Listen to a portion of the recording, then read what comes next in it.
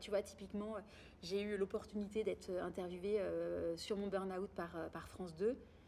J'ai eu un raz-de-marée de haters. Genre, t'es une femme, t'avais un super job, d'où tu te plains, quoi. Enfin, le burn-out, déjà, ce qu'il faut savoir, c'est que c'est pas une maladie, c'est un syndrome. Ça, c'est vraiment quelque chose qui a été posé par l'OMS.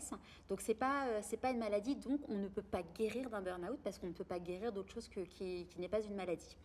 Et comme je vous disais tout à l'heure, il y a le syndrome du burn-out, il commence par le déni. Le burn-out, c'est quoi? C'est un déséquilibre. C'est un déséquilibre entre la production d'énergie et ce qui t'apporte de l'énergie. Et dans ce qui va te prendre ton énergie, il va y avoir la reconnaissance, il va y avoir ce qui va te prendre ton énergie, ça va être le désalignement des valeurs, enfin il y a un ensemble de choses. Et ce qui se passe, c'est qu'en fait, j'aime bien cette métaphore de ton inconscient, il est dans un carrosse et le cocher, c'est ton conscient.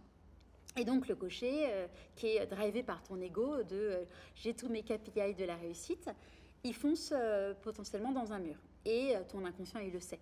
Et donc ton inconscient, qu'est-ce qu'il fait? Il tape à la porte en disant hop hop hop, tu vas pas dans la bonne direction. Sauf que donc le petit hop hop hop, c'est des petites contractures, des petits moments de fatigue et tout. Et puis à un moment donné, il voit que tu vas te prendre le mur. Donc, du coup, qu'est-ce qu'il fait? C'est qu'il tape encore plus fort. Donc, potentiellement, tu as la tête qui tourne, enfin, ton corps te parle encore plus fort. Tu commences à avoir des maladies. Tu vois, typiquement, dans le 100% des personnes qui font un burn-out sont atteintes de stress chronique. Et le stress, il est nécessaire et vital, mais le stress chronique, il te détruit la santé.